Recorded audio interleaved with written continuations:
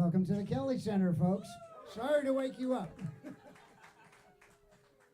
I'm Tom Kelly. Thank you all for being here tonight, and we really appreciate your coming out and supporting.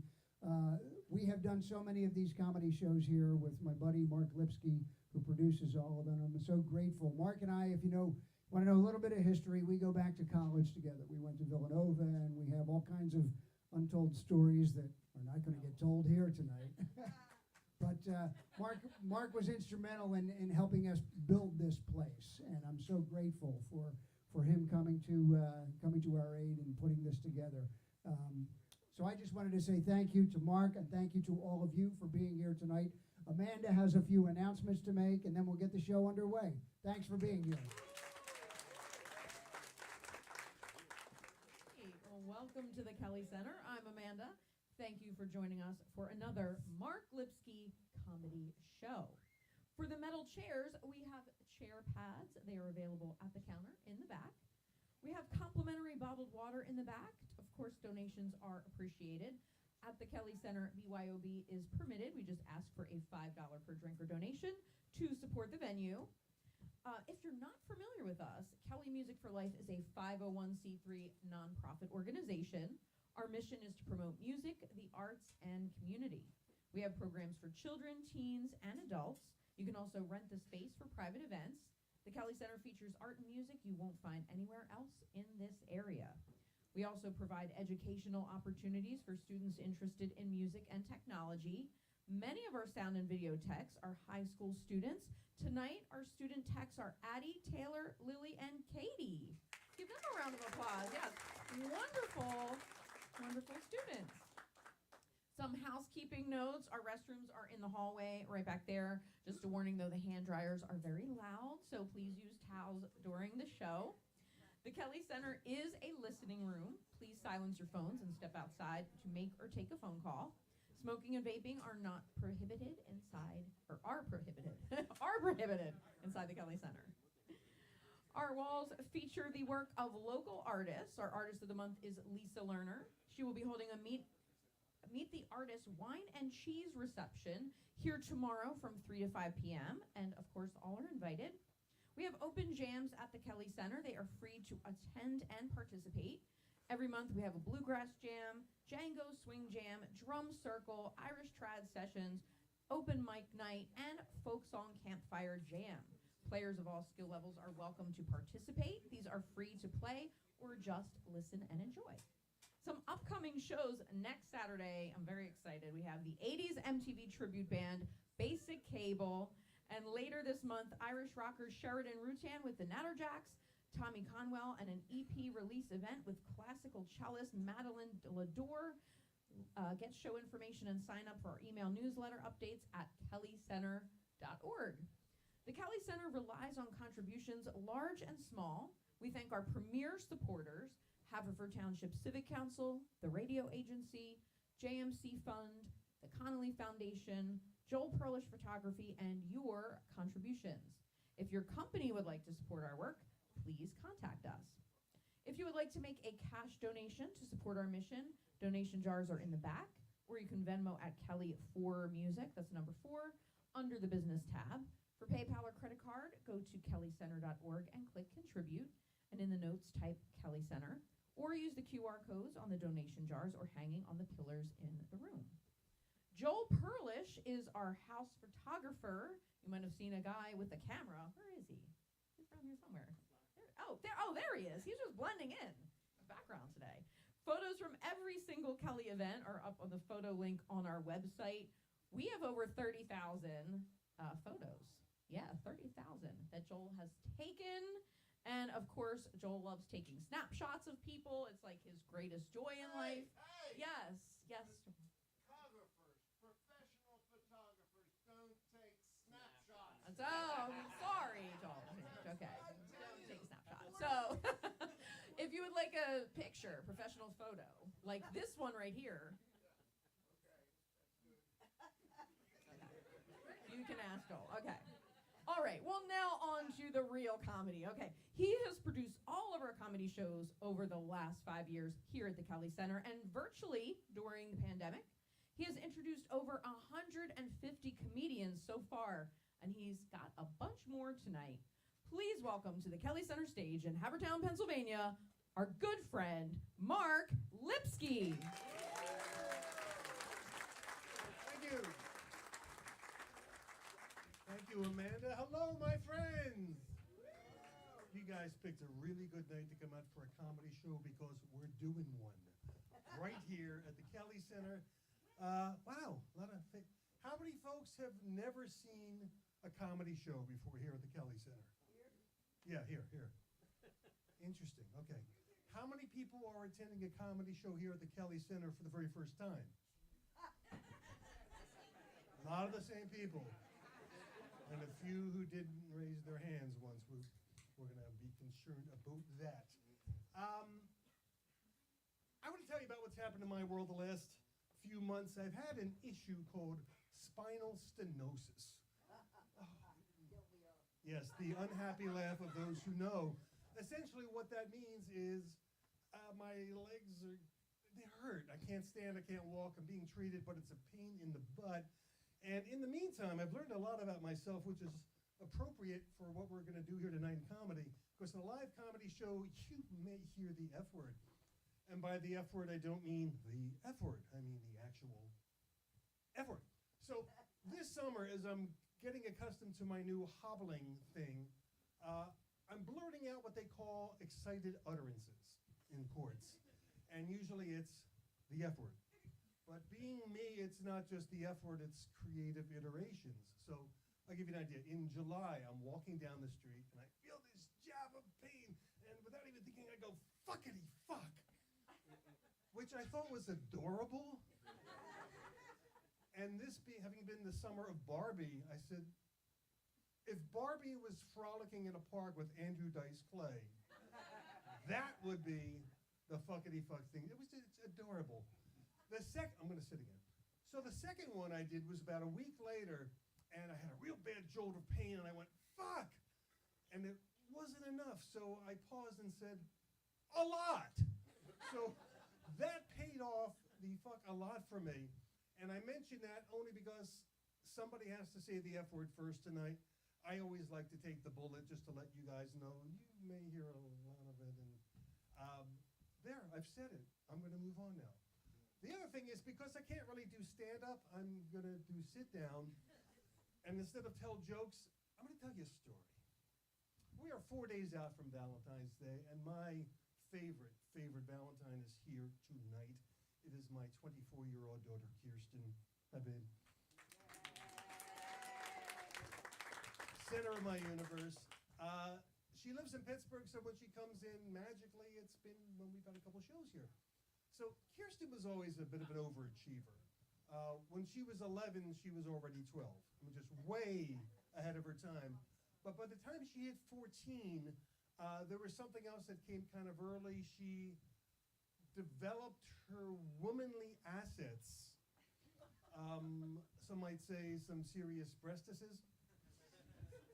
As her close personal father, I was once a 14-year-old boy. So I know what's going on in the minds of 14-year-old boys at her high school. So I asked her mom, I said, listen, have you had to talk with Kirsten? And she said, well, not a good answer. What happened?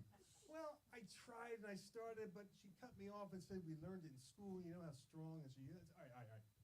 I'm going to walk Kirsten to school tomorrow. I got this. So Kira and I are walking to school the next day.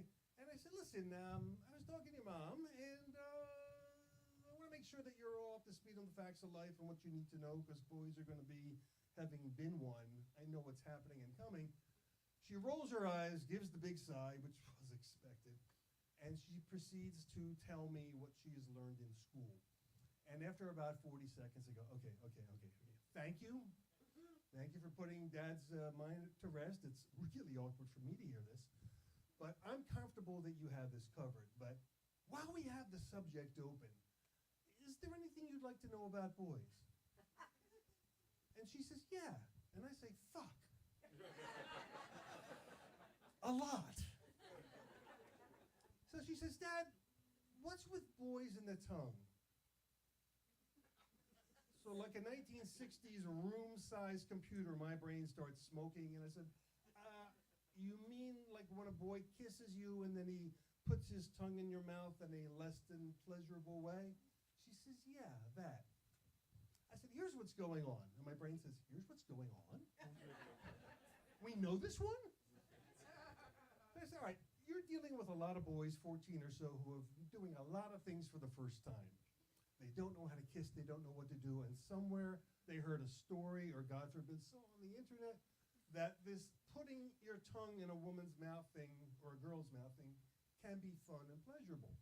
So you're probably running into guys who are not doing it particularly well, kind of jolting in and out like a spastic viper, right? And she says, yeah. So I say 4 words that scare the crap out of me. I say, here's what you do.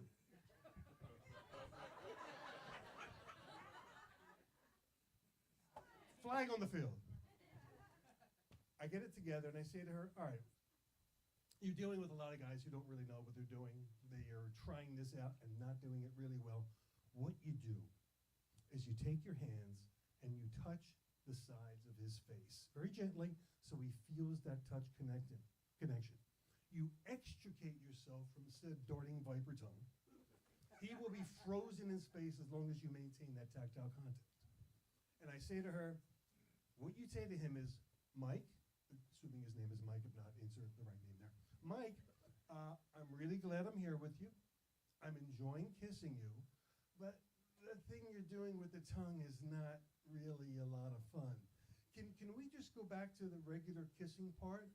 And because you're still touching him, and he is so glad that you haven't called security, he is just going to nod up and down spastically like Bill Murray did in the Cheeseburger Statue.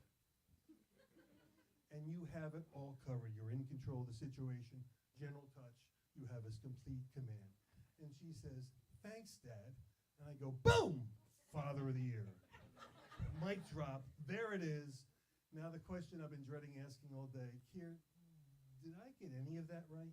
You know, I think you're pretty on track, and I will say that conversation has really given me a lot of great things in my life. One of which is how to get out of a bad date as quickly as possible. Nothing makes a guy run like saying that he kisses like my dad said he would. Thank you. Awesome. Happy Valentine's Day, everybody. You guys are warmed up. You are a great crowd. I love that story. Our first performer tonight performed here last year. It was his first time here, and boy, was it a good show. He has played at the Gotham Comedy Club in New York City. He is playing later this year in Maryland at the Good Karma Comedy Fest. Oh yeah, the microphone. The microphone. I forgot how to do this. And his inspiration to get into comedy was Eddie Murphy's Raw, which was hilarious.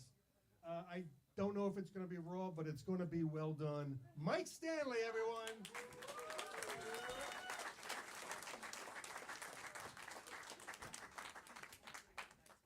Oh, thanks, man. We're going to talk later because I have a 2-year-old at home, so I may have to give her that same advice. You know. What was the most awkward, you think, experience that you had with your daughter, Mark? Would you say? Was it just teaching her how to kiss a boy? Was that the? It wasn't. I raised her as my best friend, so I think I finally asked a lot of That's so questions. nice. That's so nice. No, my mom just beat me, so it was fun. Hey, I mean, she was a single mom. What do you expect? I don't know. But no, man, she just turned 2 this past month, actually. I swear to God, it happened so fast. She's picking up so many things. She's recognizing Daddy now. She's pointing at me, and she's like, Dad, Dad, Dad, Dad. It's like, yeah, I'm Dad, Dad. And I'm like, man, can't leave now. Can't just dip out, man. I mean, just being honest, you know, the memories are forming. I don't want that on my conscience, is basically what I'm saying, guys. That's all I'm saying. Oh man, I'm really stuck about the whole kissing thing because I've been avoiding that, and then she's getting older and recognizing more stuff. Like she was holding a boy's hand the other day. He's like, no, stop. I kicked the boy over it, and I had to talk to the parents afterwards. Like that was a very encouraging conversation. But no, man, yeah, I live for my daughter, man. She's the best. She's the best. she's picking out movies and TV shows now. One of her favorite movies is Puss in Boots. I don't know if anyone's seen that movie recently. Puss in Boots. It's a very, very, very good movie. Very good movie. So went to put it in, and then my wife goes, "What is that?" And I look up at the TV, and I typed in Puss and Booty, y'all. Daddy's muscle memory gets the best of him sometimes. I don't know what you want from me, guys. Don't judge me. I know I'm not the only one in here. Oh man, just living out here. I'm actually from Delaware. Anyone in here from Delaware? Anybody?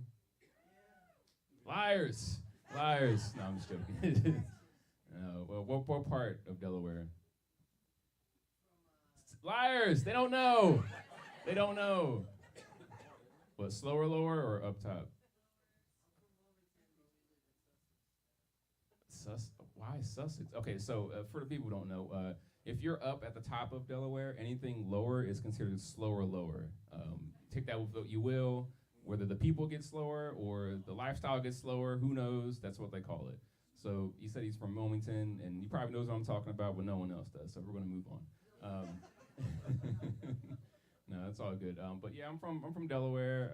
My mom, like I said before, she was a single mother, did the best she could. Section 8 housing, but now I have 2 white neighbors, and they're not on fentanyl, so I made it, guys. Hell yeah.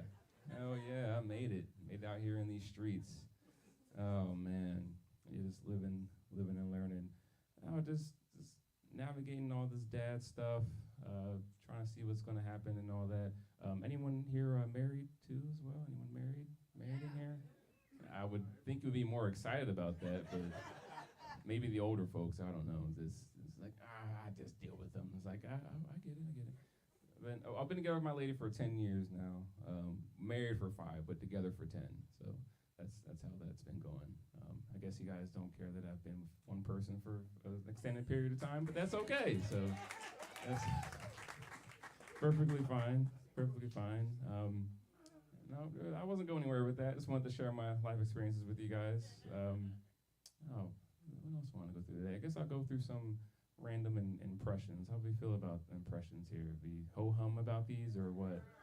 Ho-hum?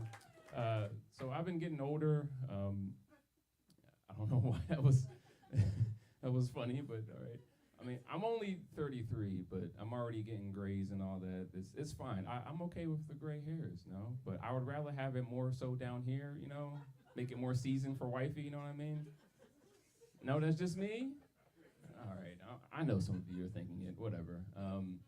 But the one thing they don't warn you about is the older you get, is the more chances of you defecating yourself increase as you get older, especially if you go on antibiotics. They don't tell you this, and I was in the bathroom for the doctor's office, and I thought it was going to be a whiff or a fart, and it was not. So I'm running to the bathroom sounding like Cleveland from Family Guy, like, no.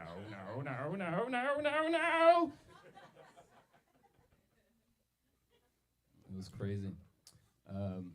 When I'm drunk, Party Cleveland comes out, like, party over here. It's like, yes, party over here. All right, that was all right. More dumb impressions. All right, I'll do one more. This is... who's the actor who has like deadpan face and he's been in the John Wick movies? What's that guy's name again? Keanu Reeves. There we go. This is Keanu Reeves. What I would imagine how he reacted when he lost his virginity. This all right. Are we all in here? Are we all in? All right. So here we go. This is what I thought he would have reacted if that happened to him. Whoa. Nailed it. Hell yeah. Oh man, you guys are fun. What else happened to me? I put in my 2 weeks actually recently to my day job. Actually, pretty. Yeah, I guess you can clap for that. It's all downhill from here, baby. All downhill from here. I put in my 2 weeks, and my former manager wanted to let me know that my replacement was, quote, terrified to replace me. Now we're saying this over Zoom, so I turn my camera off and my mic, and I am like dead gut laughing, like Dave Chappelle laughing, like ha ha ha ha going. He's like, oh, I'm so sorry to hear that. It's just so different. Oh, no, Dave Chappelle fans in here? Okay. Fucking awesome impression there. All right, that was fun. What else I wanted to go over with you guys? Just sharing my life and all that. Don't question my experiences. I know everyone's typed in weird stuff too. But I guess I've been on this. So one of the best things about comedy they don't tell you about is the amount of free weed you get. So I was at a show in Philly the other night, and this gentleman came up to me after my set, had a great night, a great set and all that. He's like, oh, I loved you, man. You were so amazing. I have this bowl for you, because we're ladies, smoke from bowls. He said, we have this bowl for you that we can go out in the front, and I loved your set, brother. I was like, I don't like how you carry that R, man. I'm just gonna head home, catch him, put some booze, know what I'm saying? All right, but you guys have been great, man. My name is Mike Stanley. Have a night.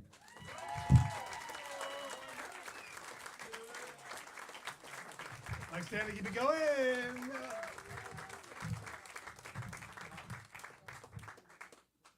All right, tomorrow is the Super Bowl. You guys psyched? Yes. Psyched for the game? Curious, rooting interest. Who's looking for the Chiefs to beat the Niners? Who's looking for the Niners to beat the Chiefs? And who would be happiest if both teams were somehow to lose? I love Philadelphia. Love this town. So, you guys betting on the game at all? No. San Fran's a 2-point favorite. You can bet the over-under. You can bet the coin toss, the Gatorade color. The Gatorade color. The lowest odds are orange and purple. And does anybody know what the highest odds bet on the Gatorade cover? Clear or water. It's like 1,000 to 100. So it's crazy. Anyway, I found a couple of prop bets that I was pretty excited about that didn't get all the mainstream airplay, so I'm going to share them with you. It's just 4 of them. Number 1, Andy Reid's pregame snack. Over or under 45 nuggies. I think that one's a gimme, actually. Here's Travis Kelce. If the Chiefs win in a post-game interview, will Travis Kelce propose to Taylor Swift?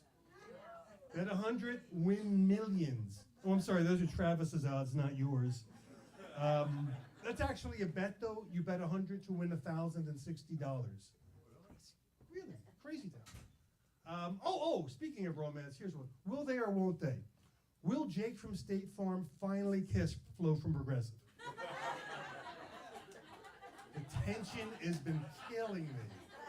I think tomorrow's the day. And finally, what is your favorite halftime sexual position, over or under? And if it's both, see me after the show, please. Our next performer tonight is hosting our first ever show on March the 9th. It is a show featuring all female comics. You can find out more and follow her on Instagram at Andrea Fenton Comedy, which of course makes her Andrea Fenton. Let's hear it.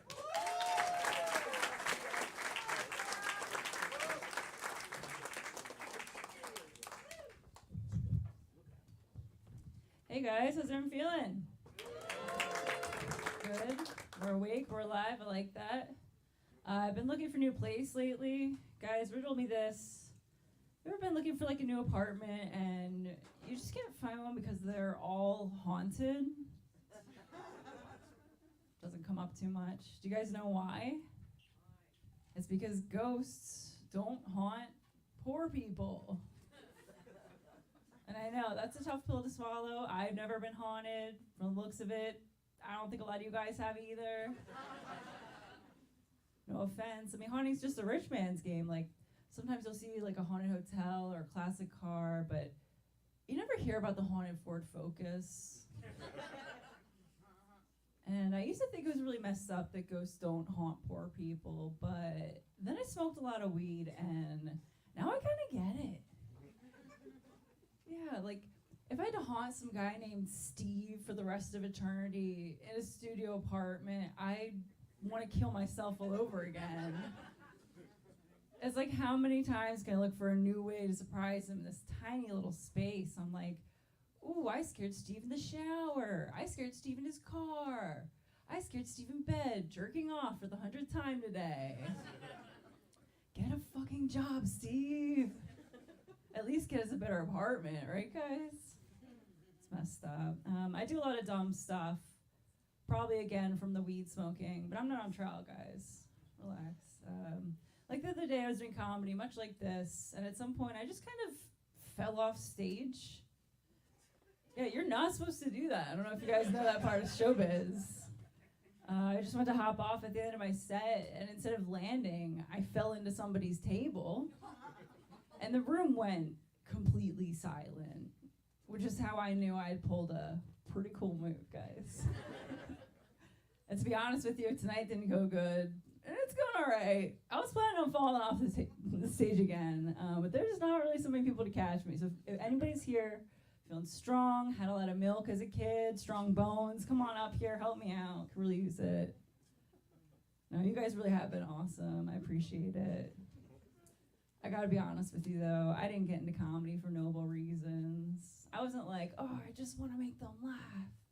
Grow up, guys. No, I just saw an open mic and I was like, I could be drunk on a stage. Guys, I'm doing it right now. I know, dreams do come true, if you believe. It is true that I'm not the most noble person, but I did recently volunteer with my local food bank. Thank you. I am a hero. I mean, I took some of the food, but like, they had a lot, you know? And like, it does feel good to help people, but pizza rolls, pretty good too. Yeah. But just everybody there, so nice. They just kept saying stuff to me like, you know, we can tell that you're a good person because you're here. And I didn't have the heart to tell them I was only there because I thought that Jamie, the volunteer coordinator, was gonna be a hot guy. She wasn't. And she's married, so I'm gonna become a homewrecker, you guys. There's no other way. You'd get it if you saw her. She's a hot little number. I'm having so much fun with you guys. I'm gonna leave you with this, though. Apparently, I have multiple cats energy. Some of you see it. Good. When people meet me, they don't say, oh, do you have a cat? They say, how many cats do you have? Guys, it's just one cat. It's just one. But I hate that they're right, because if it was up to me, I would have all of the cats. That's like hoarding. It's bad for them. You can't do it. And actually, there is an upshot to having a cat if you're doing comedy, because you're going to spend a lot of time practicing in front of a completely silent crowd. And if you can bomb in front of your judgmental-ass cat, you can bomb anywhere. I'm going to bomb in front of all of your judgmental-ass cats. I'm Andrea Fenton. Thank you for having me. Have a great night. Andrea Fenton. So true about the cats. So true, so true. All right, so in addition to the Super Bowl tomorrow, this is a busy week of activities. We have Valentine's Day this week. And have any of you guys ever been on an online dating site? Like too many to count, maybe? Okay, I've been around the block more than once or twice. And since Valentine's Day is coming up, I got to share some tips. Just if only to get this off my chest of things that I see and for instance, no shirtless pictures of you holding a fish. Amen. Okay, amen. That goes for men, that goes for women, and that goes for fish. Okay, here's one that drives me nuts. Unless you know how to send me back in time to meet the me that you used to be, do not post photos of you from the Clinton administration or from your bat mitzvah or Sweet 16. Not gonna work. Oh, this is maddening. Do not post only photos of yourself in groups. What am I, Columbo? So there's 4 women in the first picture. Okay. Second picture, there's only 3 women, but 2 from the 4 are now from the 2 from the 3. Okay, maybe we'll get this right. Third photo, Citizens Bank Park. No. make it easy for us to make a call. Also, you get to a certain age where you get pretty finicky about what you want. If you post a dozen things I'm supposed to be, take a walk around the block and get back to me when it's like 3 or 4, okay? I could deal with that. The dozen is not going to happen. Do not post photos of you standing next to somebody whose face is all scribbled out in black, because I know that's only going to be me in 2 weeks. And finally, do not, someone has seen those photos. Do not post photos of you kissing your dog. Okay. Number one, I know it's a competition I'm going to lose. Second of all, I don't want to kiss a pair of lips that have just kissed a pair of lips that have just licked its balls, okay? I have much better options for that. Thank you. Our next performer is hosting comedy shows in his one-bedroom apartment every month. How awesome is that? If you're curious, he's from Miami. He's been doing comedy since 2016, and now he's doing comedy in a one-bedroom apartment in Philly. Check him out. Casa Duran is the name of the show, which makes him London Duran. Let's welcome him.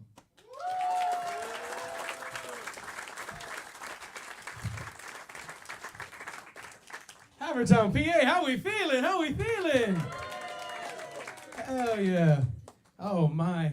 You know, anytime, I'm actually from Miami, and anytime I come to a new town, I always try to research it, you know? So, Havertown, PA, baby. Created by the Quakers in 1681. I realized I was terrible at history, because I thought y'all were going to sound like this. I was like, they're going to say Havertown, but I was wrong. You guys are a bunch of classy folks, yo. That's what I like to see. Happy to be here, yo. I'm actually a mama's boy, yo. I'm actually a mama's boy. But it's only because my dad's in jail and I've never met him. You only got one option, baby. Heck yeah. It's actually kind of nice, yo. I did lie. I do talk to my dad on the phone sometimes. Has anybody in here ever, like, talked to somebody in prison before? You have? Hell yeah. We can trauma bond about that, baby. That's what I'm talking about. It's actually nice. Like, we have the most interesting conversations ever. You know? My dad would talk to me and he'd be like, hey, London, how was your weekend? And I'm like, good, Dad. I was at the beach. We were swimming. How about you? He's like, boring, in a cell. I'm like, damn. London, did you watch the football game? I'm like, yeah. Did you? Nope, in a cell. I'm like, dude. I'm like, this is awful. Crazy. But it's nice because anytime I talk to him, it makes me feel better about my life. You know, like, I don't eat well, but he eats worse. It's amazing. Anytime I go visit him, too, it's nice to be able to provide for my dad, you know, at the age of 27. I go there, and I'm like, what can I buy for you, Dad? He's like, I want a Kit Kat, ice cream, coffee, and a burger. All in quarters. It's absolutely amazing, absolutely amazing. I'm actually dating now, guys. I'm actually dating. Shout out to that. And dating's so expensive that what I started to do is take girls to the jail visiting room. What do you mean, baby? Let me buy you a 16-course meal for $14.25. I'll be there like this, $13.50, $13.75, $14. That's dinner. Now let's go see my dad. They love it. It's kind of cool though, guys. This girl that I'm dating, super happy about it. She actually so happens to be autistic. And it's amazing, yeah, it's absolutely amazing. At the end of the day, for anybody who has ADHD, it's the perfect life partner. You know, like we'll be walking, having a serious conversation. She'll be like, oh my gosh, look, a train. And I'm like, yes, baby, that's how my mind thinks. We're right there together. It's kind of cool though, because there's not much different. You know, I don't know if you were looking for a life partner, but there's not much different. You know, when I'm having sex with a girl who's not autistic, you know, she's like, yeah. When I have sex with this girl, she's like, yes. I'm like, she hates me. Why is she putting periods at the end of the yes here? Like, this is crazy. We are very happy, though. Very good relationship. Thank you for that.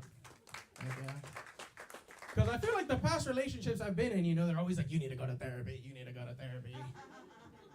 So I was sad, y'all. I was sad. I was down bad. I was really depressed, So I decided to cut myself. But then it hurt. I was like, never mind. I guess I'm not depressed, dog. I was like, yes, ma'am, Mom. I'll go fold my laundry. No problems there. Crazy. It's been nice, though, guys. Is anybody in the room a fan of yoga? Anybody in here a fan of yoga? Woo! Heck yeah. That's what I like to hear. You said what? Namaste. See, I don't know if she just smokes weed or she's just at peace, dude. Namaste. Oh, that's amazing. What I've been doing, and if you see my yoga class, I actually run my own yoga shows, guys. Run my own yoga shows in Philly. And what I do is I go to heroin clinics and methadone treatment centers. And that's where I find my coaches. Absolutely. You guys are lying, but Mamacita in the back. Who else? Do you want to teach you how to loosen your back? Then the guy sitting in Philly like this.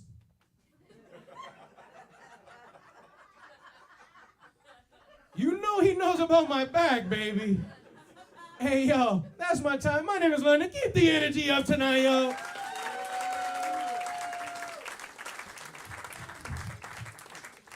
London Duran, come on.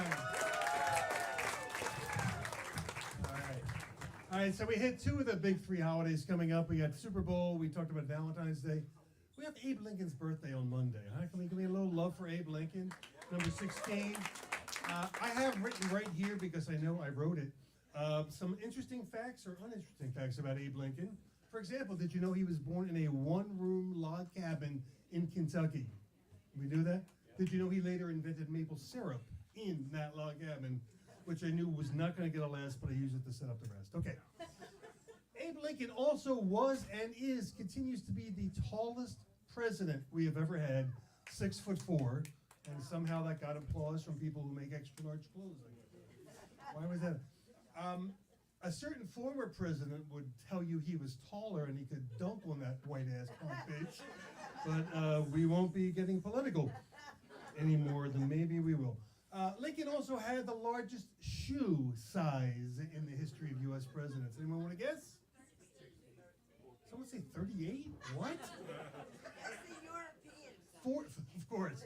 14. Lincoln had a size 14 shoe. Again, that same ex-president said that his were much bigger. I'm sorry, big liar, that is. I mispronounced that. A little known fact, this was amazing to me. Lincoln had a son named Willie who died. Lincoln and his wife Mary used to actually hold, this is true, the joke will come later, he actually held seances in the White House to contact his son. So that was then. Today we have a president in the White House that's so old, to see death, he just needs to squint a little. Wow, partisan humor. I'm trying to get both sides here, folks. Never ends well. And finally, here's an interesting fact. Lincoln was shot and killed in the Ford Theater. Kennedy was shot and killed driving in a car made by Ford. And President Ford didn't have anyone care enough to write a single piece of freaking tribute on him. So congratulations, Mr. President, Mr. Lincoln. We celebrate your birthday not on Monday the 12th, but Monday the 19th to merge you with George so we can sell mattresses and snow tires at half price. What a country. Thank you, Mr. Tip of that giant hat. Our next performer discovered the power of laughter at the age of 4. She was in a play at school and she was playing the part of a squirrel, and she was told to turn around and shake her tail, and the place just broke up and roared. And she said, yeah, we like this. Frickin' magical is what she said she felt, but I don't know that she knew the word magical before, but that's how she felt. I'm thrilled she's still doing it. We are proud to welcome her for the first time to the Kelly Center. Let's give it up, 19083. Big welcome for Katie Artist Wise.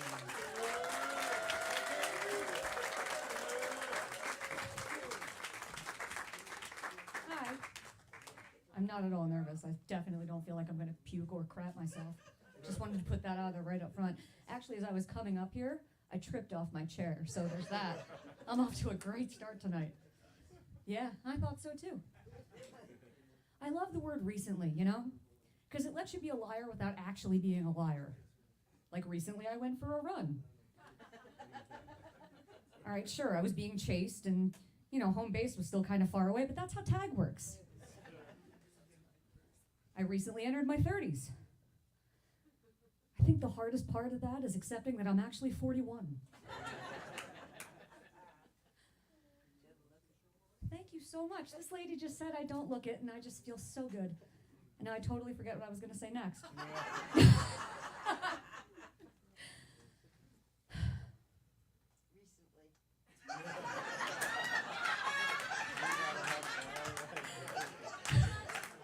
Do you want to come up?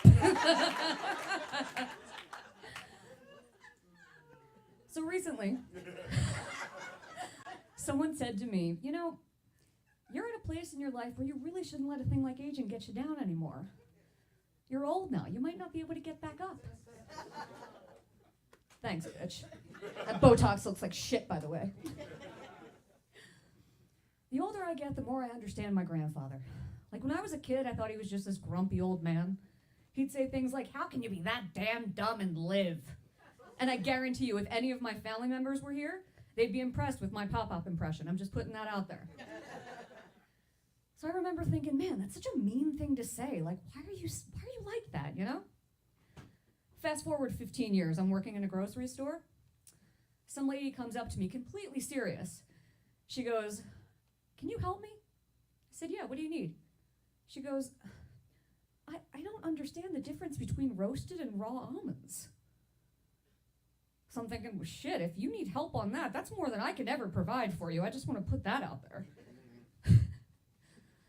And then I suddenly understood why my grandfather referred to a stick shift as an anti-theft device. You know, I feel like each generation thinks that the generation that comes after them is just not as intelligent as they were. Like, we get a little dumber each time the lineage continues, you know? But, like, I don't remember being that dumb, do you? Someone says yes, of course. Because, you know, in all fairness, I mean, the older I get, the less I remember in general. I mean, I'm not at a place where I can hide my own Easter eggs or anything, but I know it's only a matter of time. Sorry, I'm having an Easter egg moment.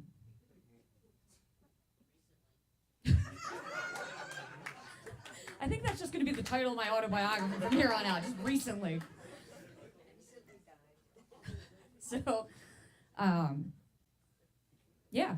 But you know, if you think about it, I feel like social media has just made people way too comfortable with just putting it out there and just saying anything with no filter. Like, if I don't know you, but I know intimate details about your life that should probably be reserved for a priest, a therapist, or a doctor, you should probably shut the fuck up. Right? See? Everyone agrees. Nobody wants to know about what happens under the belt of the doctor's office. No. It's definitely not first date conversation. Or any conversation, for that matter. You know, but I feel like the older generation really wasn't all that intelligent either. I mean, these are the people that put up road signs that say things like, hill blocks view. Thank you for the memo on how sight works. I was so confused. You know, every time I see that light at a stop sign, or the sign at a stop sign that says, wait for green, I'm like, oh, thank God that sign's there. I was just about to plow straight through the red light and hope for the best. You sure saved me. You know, and then like watch for stopped cars. Like, isn't that just half of driving? If you don't know to do that, you shouldn't be behind the freaking wheel. I think my personal favorite, though, is beware of aggressive drivers. Because to me, all that says is, listen, when we designed this road, we did a real shit job and people are pissed. But, you know, instead of doing the smart thing and fixing it, we're going to do the cost-effective thing and put up a sign. So good luck to you. I love to travel, but it gets kind of pricey. So the last time I booked a vacation, I went through one of those discount travel air sites, you know, flightsforyourBrokeass.com. So I'm going through all the pages and, you know, everything, and then I get to a screen that talks about a seating fee. I'm like, seating fee? The fuck is a seating fee? Wasn't that just what I paid for the ticket? What happens if I don't pay the seating fee? Like, do you just strap me to the wing and call it a day? And what about the recycled air on the plane? Is that part of the ticket as well, or is there an upcharge? I just need to know now. So then I keep going even further and further, and I get to this screen that asks if I want protection from my bags. I'm like, protection from what exactly? Your employees? That sounds like some shit the mafia does, doesn't it? You know? So then I try to click no, and I get this other screen that says, are you sure you don't want protection from your bags? I'm like, Jesus Christ, people, leave me alone. I don't have anything worth stealing. It's totally fine. Take whatever. God, I haven't seen a blatant shakedown like this since that time I left the club and I had to give that bum $20 to just leave me the fuck alone. So then I started thinking about it. You know, if the Godfather was actually in charge, there would be a Mafia Airlines, for sure. I feel like it would be the kind of place where the flight attendants would definitely take bets on the boxing match, like the bare knuckle ones that happened in the cargo area after the movie. Everyone knows about it, but no one talks about it. So then I started thinking about it even more, and I came up with a slogan for it, or like an ad campaign, you know? I thought, if you travel with Mafia Airlines, that's my Mafia voice, by the way, it's not great. When you travel with Mafia Airlines, we'll get your bags to their destination. We'll make sure they definitely get there for a cash donation. If you don't pay the cash donation, maybe you and your bags will be sleeping with the fishes. Because when you fly with Mafia Airlines, you fly with the family. That's all I got. Thank you for laughing.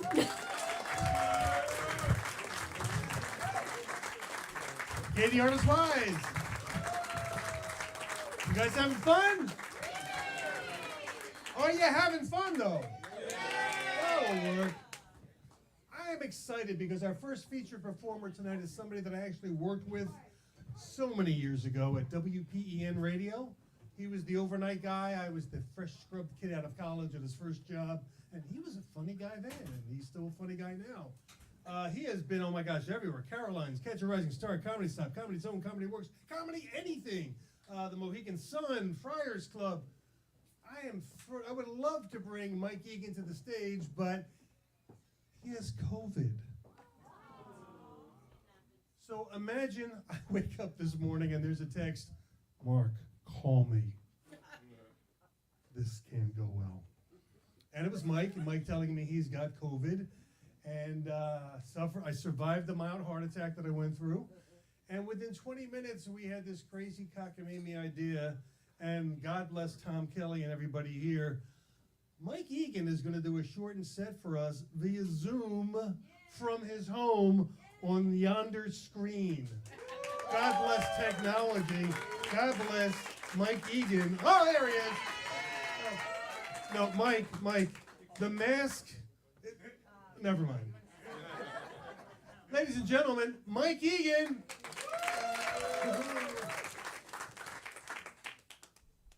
Oh, can you hear me? Yes. Oh, yeah. I took the test yesterday for the COVID thing. It was one of those, I don't know, all-purpose COVID tests. I got COVID and I'm pregnant. So, no, I don't have it too bad. I just have lost my sense of food, smell, and I have no taste, which will become apparent when you hear my act. So I thought I would start out taking this off, first of all. The only person I can affect is my dog, and we're not that close. Let's start out, just tell you a few jokes I think pretty funny. It's the only clean joke that I have. Guy walks into a bar, he sees a beautiful woman, he'd like to meet her. So he goes up to her and says, "You're gorgeous, what's your name?" And she said, "My name is Carmen." He said, "Carmen, that's an unusual name. Is that a family name?" She said, "Oh no, I gave that name to myself. It represents the two things I love most in the world, cars and men. Carmen." She said, "And what's your name?" He said, "BJ Titzenbeer." Okay, is the sound working? Good. It's the only clean joke I had. You're going to yuck it up. All right. A guy walks into a doctor's office. Doctor says, "You're going to have to stop masturbating." He said, "Why?" He said, "I'm trying to examine you." All right, come on. Yuck it up. Anyway, it's very nice to be here, as opposed to being over there. So it's a long drive. No, I've been traveling a lot, and it's nice to be back home for a change. And then I come down with this diagnosis. I did 8 weeks on the road, did 7 states in 8 weeks, and quite exhausting. I rented a car. I didn't want to fly. I rented one of those smart cars. Have you seen those? And they're great if you have no friends or luggage. So I started out first. I went to West Virginia first. I was not part of the tour. A friend of mine was getting married to his cousin. And after that, I did cross-country tour. And due east, I got stuck on they had no power, these smart cars. They're great on gas, but no power. I was going up this hill in Kansas, the only one they have. And I got stuck on gum. So, didn't have the pickup. Neither does the raucous laughter from the audience. From there, I had to go through, I went to Nebraska through 2 o'clock in the morning. I'm in Nebraska. I come to a 4-way stop sign. I felt silly, but it's the law. So, and I assumed that probably there's a Nebraska state trooper waiting to nail me if I run the stop sign. So I stopped at the stop sign. I had this little car, and I hear behind me this clop, clop, clop sound. And apparently in Nebraska this time of year, it's what they call the rutting season, where the elk and the moose, maybe a Shriner, have this urge to merge. They have to, sex. And it was an elk or a squirrel that was overgrown. I don't know, but I hear this clop, clop, clop. So I just grabbed the steering wheel and said, "Brace yourself, Bridget." And this thing landed on the roof of my car with its legs plastered on my door. I'm rocking back and forth. I'm thinking, how am I going to explain a broken tailpipe to the insurance company? But I'm an animal lover, so I pulled out slowly. And as I proceeded through, I got to Colorado. I smoked my first joint in Colorado. I didn't want to. It's the law now in Colorado. You have to smoke. And so I did. And they said, take a couple of hits and hold it. So I took a couple of hits and I held it going through Utah. And when I got to, I was working the Tropicana in Las Vegas, and they have, I don't know if you know this, but when you smoke pot, people have different reactions to it. Some get hungry, some get horny. I had this urge to play miniature golf. I don't know, I never really felt it before. I just had this urge. And imagine my luck, the Tropicana has an indoor miniature golf course. So I figured, what the hell? You know, I'm in Vegas, and it was really good pot. And I figured, let me play some miniature golf. So I'm playing miniature golf, and there was a little person in front of me. He wasn't a dwarf. He wasn't grumpy. It was a midget, which is okay to say. People think that is politically incorrect now. They don't mind the term midget. They don't like Munchkin, I found out. But it was the weed talking. I think the guy running the place could have said, "Dude, you look stoned. There's a midget on the 3rd hole. Heads up." It wouldn't have killed him. Anyway, so I see this little person playing miniature golf, and I said, "Excuse me, Mr. Midget." It was awkward, but he turned right around. He knew I was talking to him. Wasn't like there were 30 midgets going, "Me? Me? He's one midget." I said, "Excuse me, Mr. Midget, you play miniature golf. Does this look normal to you?" When you're stoned and you see a midget playing miniature golf, your first thought is you're 10 feet tall. It's all proportion. He walked into a little schoolhouse, sat down. I think he gave me the finger. Hard to tell, you know, they have this short, stubby little fingers. The ways off, there was a windmill. Anyway, after I finished my time in Vegas, I did a show in Arizona and all with Native Americans. It was packed, you know. They all had reservations, and anyway, I worked this club. And after the show was, there were a very nice audience. After the show was over, this very large Native American gentleman came over to me. I had the misfortune of saying, "Hey, Chief." Anyway, he said, "You know why we don't like snow?" I said, no, I don't know why you don't like snow. He said, because it's white and it's on our land. I thought, you know, it's a pretty funny joke, you know, coming from a group of people that had been defeated so badly. Anyway, after we did that, I did that show. Did a show in Salt Lake City, Utah. What a gorgeous place. If you ever want to travel, go to Salt Lake City. It's gorgeous. I did a show. It was about 800 people in the audience, I suppose. And it turns out they were all Mormons. Lovely people, the Mormons. I should have made the connection. I'm in Utah, perhaps, but they were all Mormons. And I didn't even know they were. So I told a dick joke, and 8 women had to share it. So that was how I knew that. And then I wrapped up the tour. I did my last show in South Dakota, of all places. There are more people sitting in front in this room right now than there are in South Dakota. But they have their own comedy club in South Dakota. Not to mention 2 senators for no reason. There should be 1 Dakota. And you should only get 2 senators to the whole damn place, not 4. Anyway, I didn't mean to get off on a tangent. I do that sometimes. I once made love to a math teacher, and now I get off on tangents. But I was working.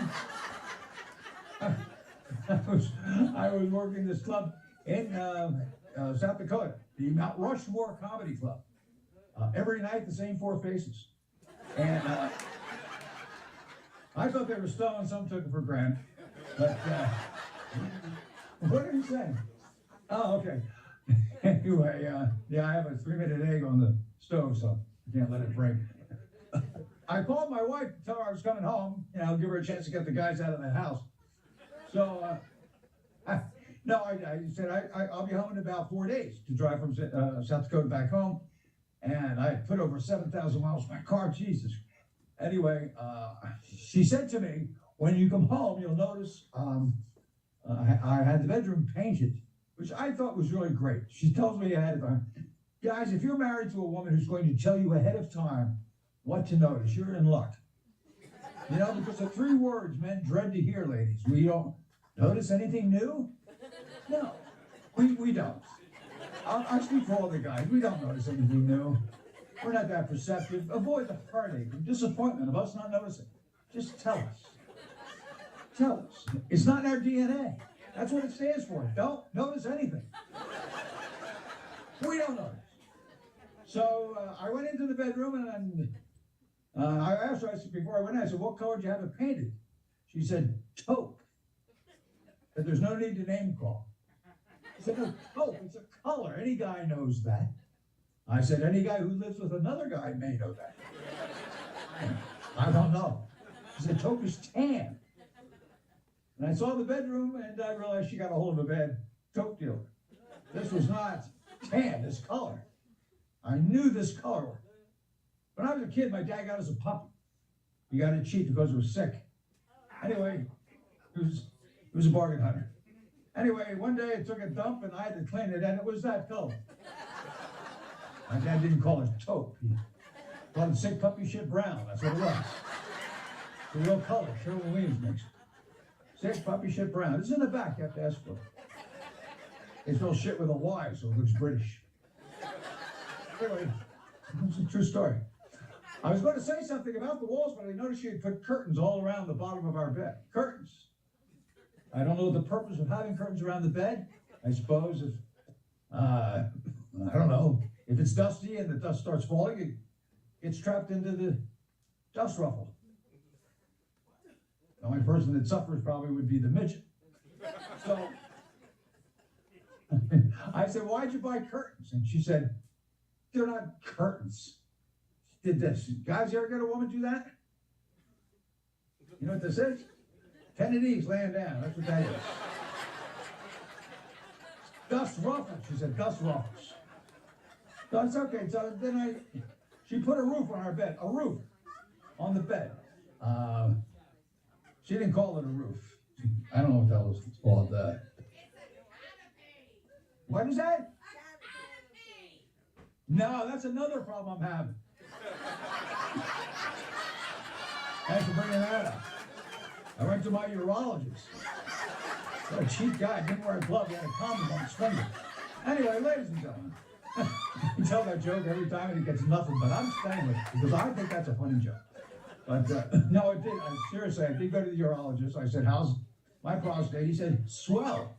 So that's probably not that good. And then I went to I had a colonoscopy, and I'm married, so I have got more people up my ass. To tell you the truth. But before I go, I just want to tell you one final true story. When I was growing up as a kid, we were what they call lower middle class. Remember when there used to be such a designation as lower middle class? Now it's just fucking broke. But back in those days, there you go. Who's that handsome guy? Anyway, so we were lower middle class, as was my neighborhood friend, Jimmy King. Not important to the story, but that was his name. So we were both lower middle class, and I loved baseball, he loved birds, but we were still friends. He loved parrots. He always wanted to get a parrot, but parrots were $400 or $500. And if his family had gotten a parrot, they probably would have had it for dinner. Which is what happened to my brother's rabbit. He was not happy. Okay. No more bad puns, I promise. So anyway, my dad got a better job offer, and we moved away, and I lost contact with my best friend, Jimmy King, and over the years, but many years later, I got a hold of him on Facebook and found out he never did get a parrot. He got married instead. And I'm not saying that's a pro quo, but whether you have a parrot or you're married, there's always somebody talking. But anyway, nonetheless, I ran into him, and he got married and had 5 kids, or 3 kids and a wife. And I never forget. So we talked for a while, and always wanted a parrot. One day, I was coming home from work. He used to walk by a pet store on his way home every day, and one day he saw a parrot for $75. It was a special sale. So he bought the parrot and took it home, and he put it on his chair, and one of his 3 children came in, and the parrot looked at the kid and said, "Hey, you little son of a bitch." Well, he was upset, you know, the father. Not that upset, it wasn't one of his favorite kids, but still. Another kid walks in, and the parrot says, "Hey, you little son of a bitch." And the wife said, "That's it, take the parrot back. We are not keeping a parrot that calls our kids a son of a bitch." So he takes the parrot back, and the owner says, "I'm sorry, it's as is. It's a $75 parrot. It's on sale. No refunds." He said, "I can't keep the parrot. He keeps calling my kids a son of a bitch." He said, "Listen, next time he says something you don't like, you just throw him in the freezer for 10 minutes. 10 minutes, come on. What are you, PETA people? All right, so anyway, he takes the parrot back, puts it on a stool, sure enough, the 3rd kid came in, which is good, or the joke would be over. So the 3rd kid came in, and he said, and the parrot said, "Hey, you little son of a bitch." So he grabs the parrot and he throws it into the freezer, shuts the door. He comes back 10 minutes later and opens the door, and he says to the parrot, "Did you learn your lesson?" He said, "Yes, I did. I did." He said, "Well, what do you have to say?" He said, "What the fuck did the chicken do?" Thanks a lot, Mark. Mike Egan, stay here, Mike. Mike Egan. Thank you. All right, Mike. Is this the first time you've ever done a set via Zoom? Yes. What's that? Oh, it's a ventriloquist now. How was that? Mike, this is your first set ever via Zoom? My first set ever being new? Okay, via Zoom. Oh, via Zoom. Oh. Yes. Yes. And what's it like watching the audience through the eyes of the camera? That's why this camera's here, folks. How was it off-putting? Was it natural? You have COVID, you don't care. Say yes again. I don't know about that. I felt kind of weird. We have to hear the audience. There's that, yeah. All right, let's give it up one more time. Mike Egan, unbelievable. Thank you, Mike. You're welcome, Mike. Wow. We had no idea if this would work. So thrilled that it did. Thanks, Mike. Thanks, Tom, your whole team for making this happen. Didn't want to lose Mike, and I'm glad we had him today. That's wonderful. All right. Lauren Ellis grew up in Philadelphia, moved away to the South, came back to Philly. I'm guessing she missed full sentences and grammar, but wow, thanks. She's producing her own monthly comedy show starting the 1st of March. If you're interested, it's going to be at the Funhouse in South Philly. You can check out her Instagram at Psychic Girlfriend. Nothing else I'm going to say to intro beyond that. Lauren Ellis, everyone.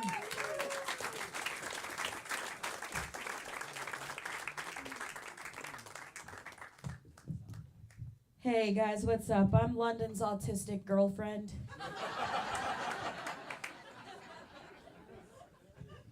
Y'all mind if I get a little vulnerable with you for a few minutes? Consent is key. Thank you, thank you, thank you. My roommate last week just brought to my attention that I do in fact qualify as white trash. And my first thought was, surely he can't be talking about me. I went to Catholic school. But upon further reflection and going through all 5 stages of grief about it, I have reached acceptance that he may in fact be onto something.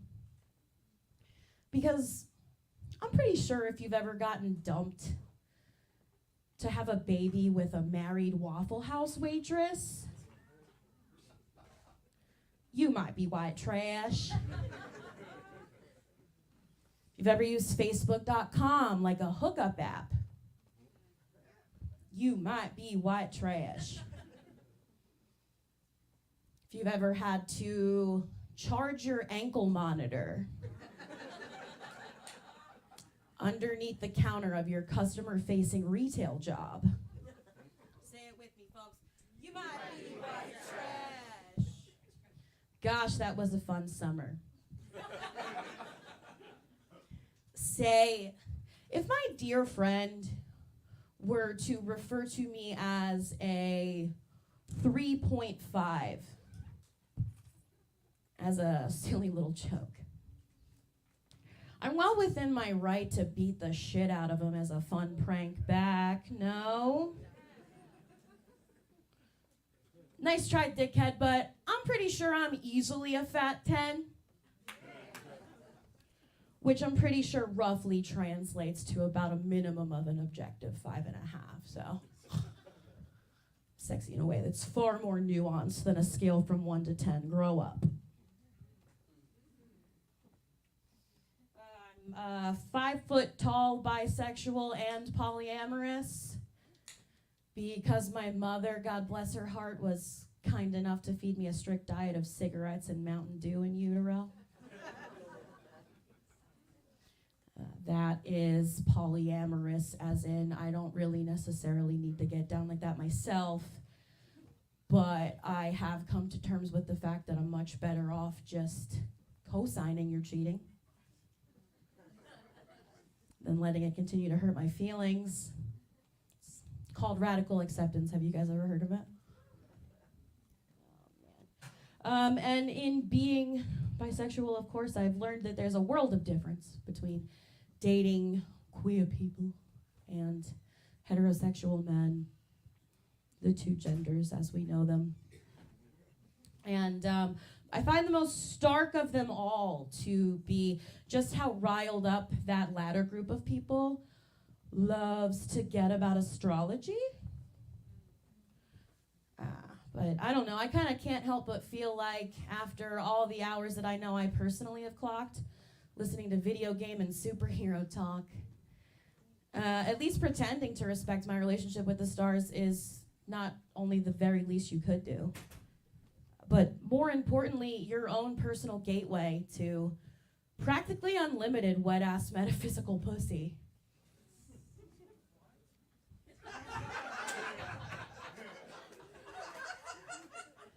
Allow me to put you onto a little bit of game, fellas.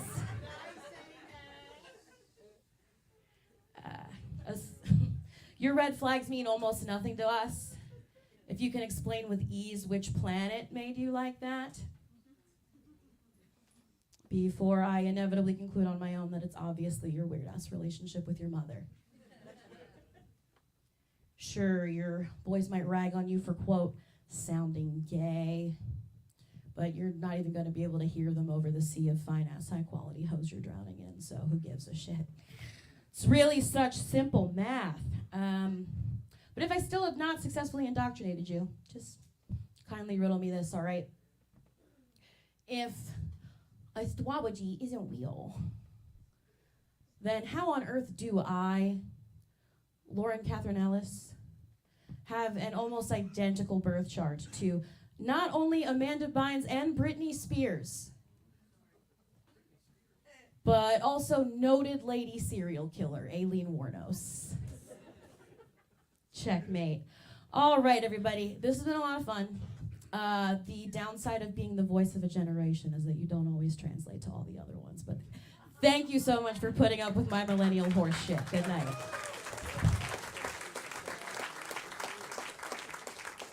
Lauren Ellis, give it up. All right, I know there are a lot of sports fans here tonight, and I'm really appreciative you chose to come because there is both a 76ers basketball game and a Flyers hockey game happening right now. So let me just give you the update. Right now, it's 76ers 83, Flyers 2. We're going to have to mount a hell of a comeback to get back into this one. 83 to 2. So, guys care about the real score? Yeah, all right.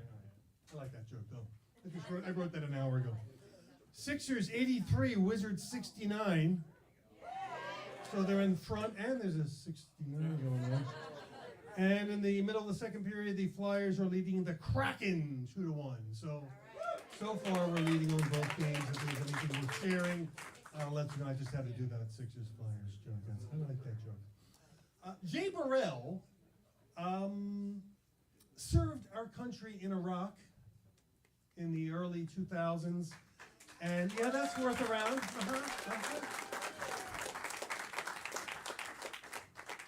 And at the age of 30, he was consulting on a project in Iraq, and he watched a comedy special and said, this is pretty cool.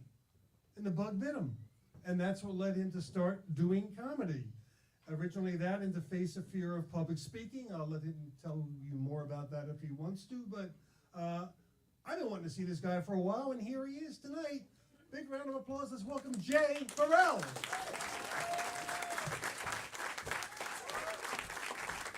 Thank you all, thank you all, thank you all. Thank you all. First of all, once I saw my picture on this thing, I'm at the 9 o'clock position right here. Once I saw it look like I'm dropping the Browns off at the Super Bowl, I'm glad y'all came out even tonight to see me. Yes. I'm very bad with names, with new people I just meet. Very bad with names. I just met Mr. Lipsky, right? Close enough. Boom! Well, that's close enough. Y'all know how I had to put that in my head. I'm a visual guy, so when I suck at remembering stuff, I like to say their name, Lipsky, right? And I like to make a visualization in my brain. Like for Mr. Lipsky, I picture you skiing down the slopes on your lips. So now every time I see you, that's how I remember your name, Mr. Lipsky. Bam! I'll never forget it again. That's a helpful hint for y'all out there. Yes, Mr. Lipsky is correct. I did serve my time in Iraq. I'll take cheap applause. Give me that. I'm a veteran. Not too much though, because right before that, I sold crack. So I'm all confused. I ain't know what the hell I wanted to do, what side of the law I wanted to be on. Being that I learned how to destroy neighborhoods with crack, and I also learned how to mess them up in Iraq. I'm kind of like a universal neighborhood fucker-upper. Like, I'm pretty good at destroying neighborhoods with my experience. Thank you, Uncle Sam. Thank y'all for coming out again. My goal is to make y'all laugh. But I'm gonna be honest with y'all. This is really therapy for me. This ain't just to make me all laugh. I'm selfish. I really am. I need brain therapy because I've been to war. We ain't got too much time for me to bring those things up. I've been in a coma before. That therapy costs money. But I also have speech impediment and I stutter my ass off. And this therapy, this therapy of speaking on stage is free. In fact, I might get paid one day, so, you know, it might work out on the other hand, you know. Yes, I am the president, CEO, the Barack Obama, the Harriet Tubman even, of, it takes us a long time to excuse us, the STFU. The STFU, ladies and gentlemen, that stands for the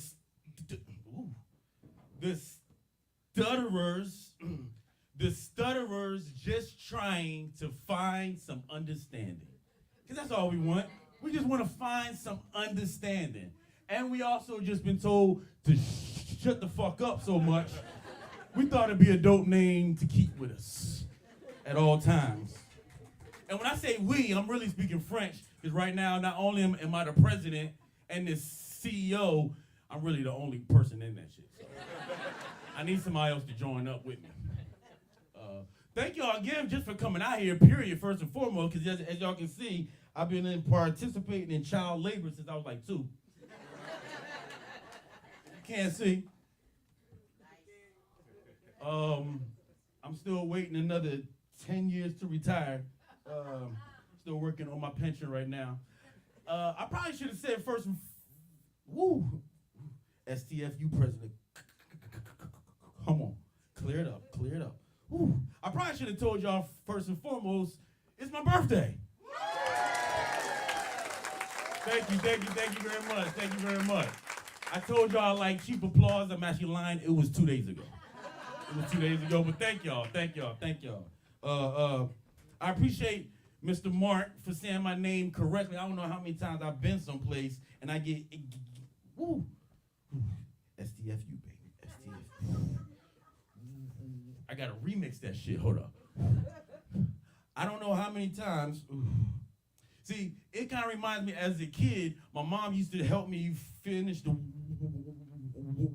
word with a slap in the back of my head. That shit always worked. One, it helped me improve my reflexes. What's going on, mama?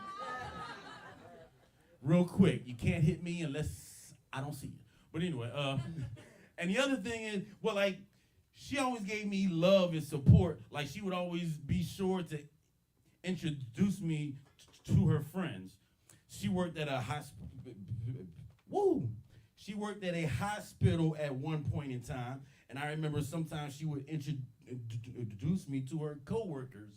That'd take me a long time. Her coworkers at lunch break. So I'm like, this is my son, Jamie. I'm like, hi.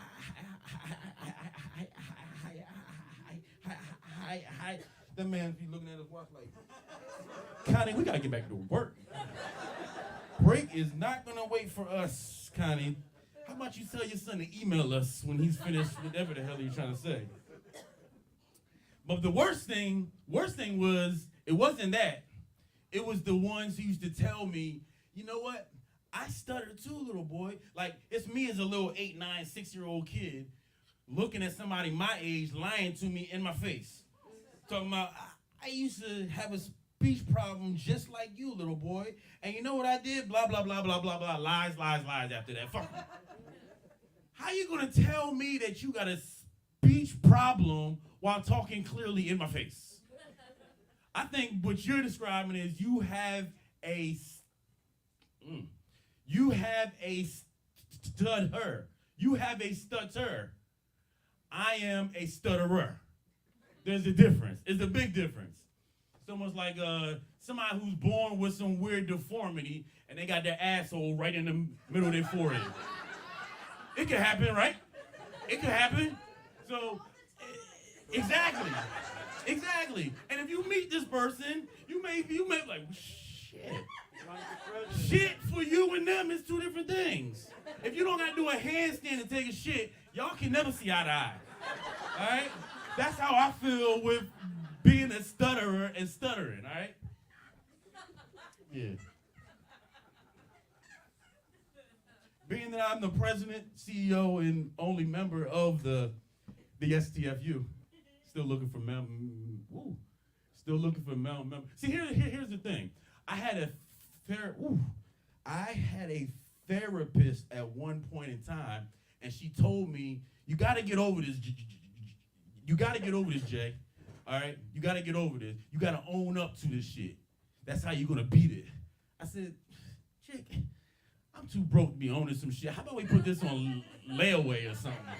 I'm still paying that shit off right now, as we speak." But being the president, CEO, and Harriet Tubman, and the first and only, still looking for members, of the STFU, I got access to all type of things that nobody else will ever hear, including the origin story of how we got to be the STFU. Would y'all like to know this thing? Would y'all like to know? Why is it I stutter, or many people across the world? I'm here to help as the spokesman, even though half the time I can't spokes my damn self, all right? As the spokesman of the STFU, all right, I got the solution, and I know how to stop this from plaguing us in this world, all right? Y'all ever seen somebody with buck teeth? Their teeth just sticking out their mouth? No judgment. Ain't nothing wrong. Hey, you just eat a little bit different from everybody else, all right? Nothing wrong with that. You just don't got to open your mouth to feed yourself. I'm actually jealous. Now, I don't really know, you know what I mean? I don't really know if this is true, but have y'all ever heard a baby should not go to sleep with their thumb in their mouth? Why is that? Because you're going to get the buck teeth. Now, I ain't never got a chance to ask nobody, but come to find out, scientists have come to find that a pregnant woman going to sleep with the vibrator on her clitoris, her baby going to come out stuttering his ass off. I don't know if I should thank mom or what. But before I let y'all go, I only got 1 minute left. That 1 minute rule is racist against people who can't speak right, by the way. Nah. So my mom used to give me the ultimate test. The ultimate test that I used to love from my mom was the drive-thru. And when we hit the drive-thru, my mom would train me by saying, "Yo, Jamie, if you want to eat, you better order your food." I was like, "Mom, you know it takes me forever. Like, Jamie, you better order your food." So we get up to the order. "Go, Jamie. Let me get a big. Mama, Jamie ordered that food. Big Mac. Big Mac. Large.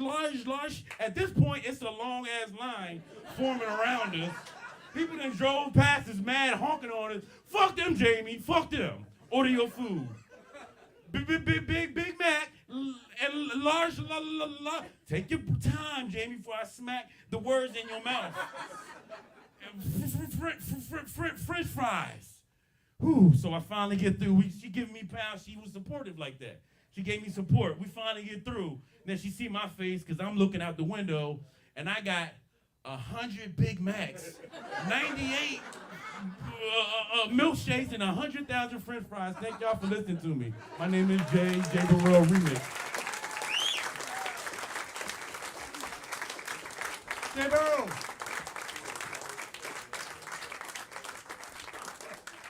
There's no lie, by the way. He would send me an email that says, "How you doing, Mark?" And it would be 11 lines. We debated, do I do that joke? Do I not do that joke? So Valentine's Day is just a few days away. You guys will get your cards, flowers and stuff yet? Yeah? Anybody not get it? Brave enough to admit it in front of their significant? Of course not. So everybody's not happily married, and everybody's not happy in their relationship. Let's just call it what it is, folks. So I had an idea for a company a few years ago to put out a line of Valentine's Day cards for couples that really just don't like each other anymore. I got one laugh, but y'all are going, "Yeah, that makes a lot of sense. Where do I invest?" So I brought 3 with me tonight. I thought you might be interested to hear. Valentine's Day cards. My darling, every day I see you, I still get hard. pressed to figure out why the hell I married you.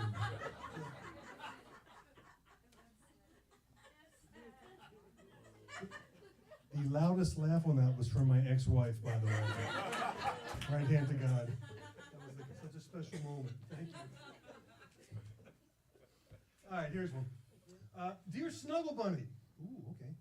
Every day I realize just how much I need you. Out of my life. So it's very clear. And one final one. Let's see. Up for a sexy night of naked fun? Me neither. Divorce me already. So look for them, not at a Hallmark store. I guess look for them on this table after the show. That's the only place we have them. We have one more performer before our final headliner, and this gentleman is from New Jersey. He performs all around. He was recently at the Broadway Comedy Club in New York. He's been at the Helium here in Philly. Started doing comedy right before COVID and took the stage to do stand-up during COVID. So I don't know about his timing, but the guy's funny. Kevin Carrier!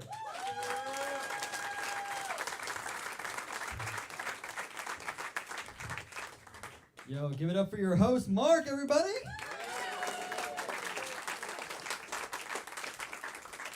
He's also my bodyguard. So front row, you better not pull Will Smith, okay? I'm looking at you, man. You look guilty, okay? Are there any Gen Z in the crowd? Any Gen Z? Okay, one. I mean, you look Gen Z. What are you, 22? Huh? Okay. I'm a millennial. Although another comedian told me I look Gen Z. I don't know if that's a compliment or an insult. Like, do I look young or do I look entitled? I don't know. It's probably both, honestly. So, but I do have a cousin who's Gen Z, and recently I was talking to her. It was like a Friday night, right? I'm like, oh, it's like Friday, so you're gonna go out with your friends, right? You're gonna go out dancing, whatever. She's like, no, I had to film a TikTok dance. So, like, instead of like going out and actually having fun with your friends, you're gonna do this instead. Yada yada yada yada yada yada yada yada yada yada yada yada yada yada. Ah. You never seen TikTok dance, have you? No. See, this is better in a younger crowd, though. I'm sorry. Yes, you know what TikTok is? It's my bad dancing. That's what it is. Honestly, thank you. That's part of the joke too. So, yes. So, but yeah. So like that's the thing too. It's like that's gonna be on the internet forever, right? So, like unless the government bans TikTok. Like, if Trump wants to ban TikTok, he might have my vote. So, hey guys, hey folks, we gotta ban TikTok. It's made in China. It is made in China, so. Yeah. But the thing is, like, for me, I actually recently read that Gen Z are having a tough time in the current job market. So they're bringing their parents to job interviews. Yeah, it's true. I know. What? That's what I said. What? I know. It's true. So the thing is, like, thank God my parents never went to my job interviews. Because if my mom went to my job interview, I would be unemployed. Yeah, I mean, my mom is a Puerto Rican chica from Patterson, New Jersey, okay? Yeah. She has no filter, okay? She has no filter at all. So if you've been to Patterson, she don't fuck around. She don't fuck around at all. So if I actually went to a job interview and the interviewer didn't give me the job, this is how my mom would react, okay? This is how she would react. Listen here, puta. My little Kevincito's gonna run this whole company one day, okay? So ten cuidado. You're gonna be sleeping with the fishes. ¿Me escuchas? With the fishes! Mom, calm down. Did you just watch The Godfather? This is a workplace, not Real Housewives. What are you doing? I don't know. What are you doing? Seriously. But luckily, I am employed, everybody. I'm employed, yeah. So shout out to jobs. Woo! Yeah. So I work as a software engineer. So obviously, that means I'm very, very single. Yeah. yeah. Ladies, some of you are on the dating apps, right? I think I've seen you on there, so. Yeah, but not only am I on the apps, right? I also build the apps. So, yeah. My bio on Tinder is hit me up if you want to see my hardware. You've seen it. My profile, not my hardware. So, yeah. Thank you. See, this one, she is like the best comedy fan. She's like the only one laughing at all the jokes. That's the thing too. Is like, hold on, where was I gonna go with that joke? Hold on, I had this. Hold on, guys. I've lost my phone. No. Recently. Oh, that's right. I got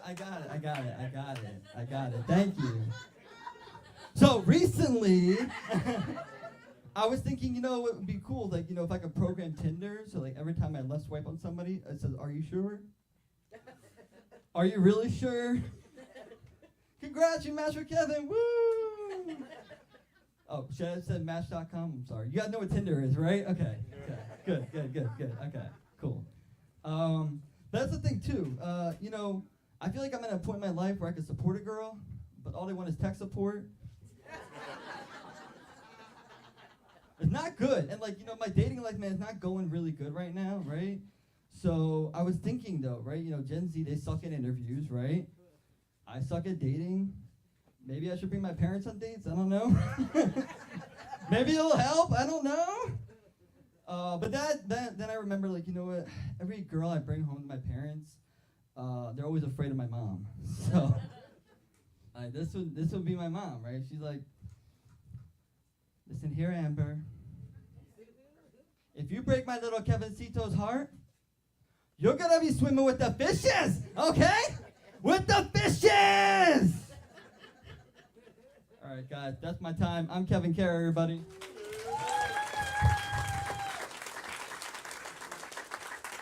That is Kevin Carey, everybody.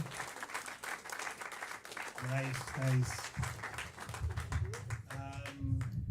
You guys want a sports update or no? Yeah, good. Look at your phone. Show off that you got a phone and you can read. Sixers up by 7 with 8 minutes left. Flyers up 2-1 after the second period. No jokes about that. We got 2 teams winning tonight, so far. Our final performer of the evening is our headliner. He headlines all over the country.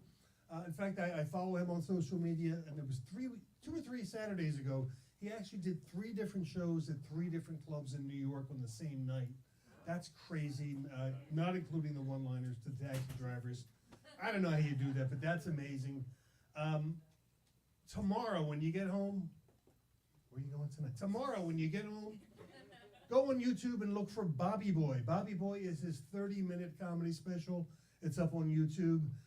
He was here, one of the earliest shows we did, and we've watched him grow over the last 4 or 5 years.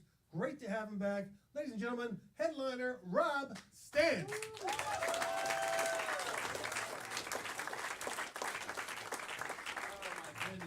Hey guys, make some noise again for all the comics you've seen tonight. And Mark and the Kelly Center for letting us do this fun show. Oh my goodness. I'm really happy to be here, man. This is awesome. Kevin was I like how Kevin brought up TikTok, like you guys knew what that was. That was fun. That was fun to listen to that. He said TikTok, you guys are like, yeah, it's past our bedtime. TikTok. Come on, dude. Come on, MASH starts in an hour. We want to go home. This is no. I'm very happy. Guys, one more time for Mark. Come on. He's like one of the best guys I know. I love him. I started doing comedy around 4 years ago, and Mark, when you start, really all you get is 3 minutes, 5 minutes, whatever. And then Mark was like, "Hey, you want to come by and do 10 minutes?" I was like, "Oh yeah, sure." And then I came by and I did just 10 minutes of jokes about my penis, just for 10 minutes straight. He was like, "I should have mentioned it was an older crowd." I was like, "Yeah, that would have been nice." And then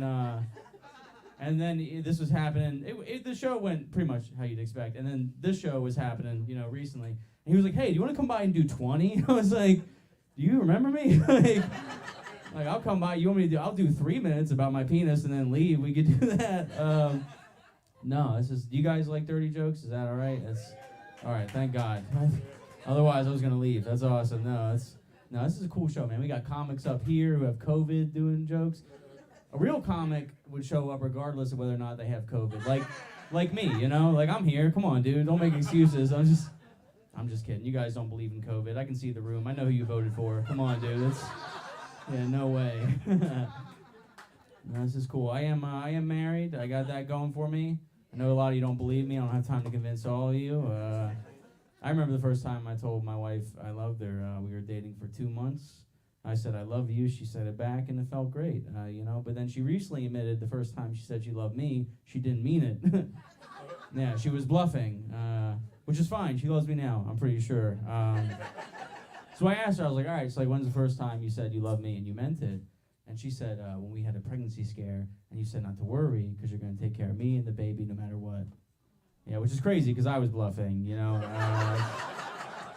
Yeah, I didn't mean any of that shit, dude. I'll be honest. That's, all right, cool. Who here is married, by the way? Make some noise. All right. That's cool. Hell yeah. You guys married? Nice. What's the secret to a successful marriage? You guys both looked at each other like you don't fucking know? That's awesome. I love that. We're too tired. We have a newborn, so we're too tired. Newborn? You're too tired? All right, so don't have kids, what I know so far.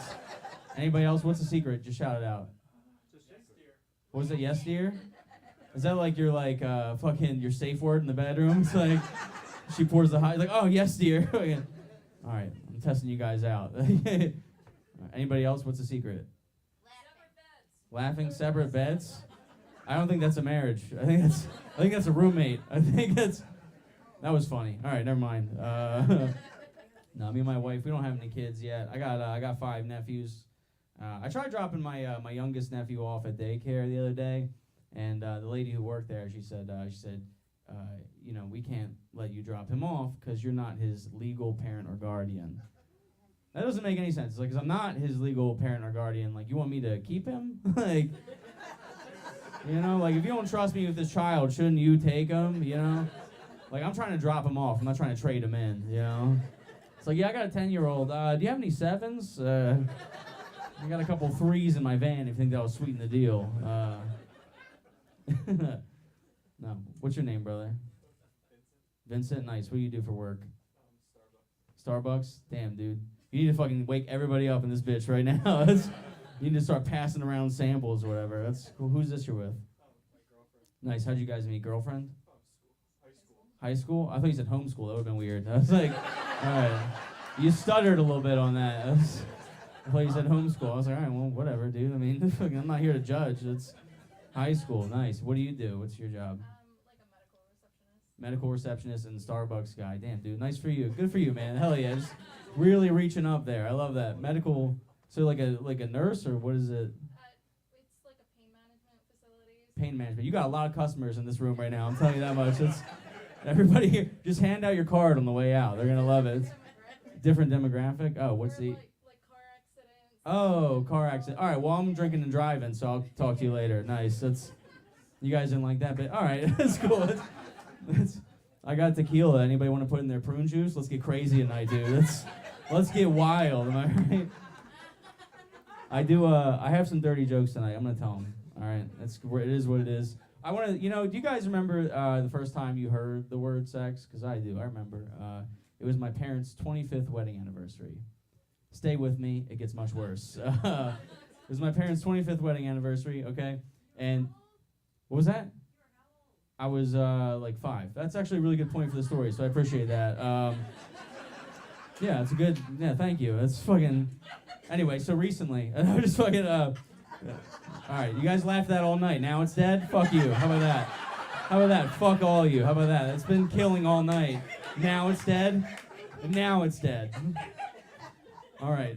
So not recently. I was the first time I heard the word sex. I was a 5-year-old kid. It was my parents' 25th wedding anniversary. I was a big oops, in case you're wondering. I didn't show up till much later.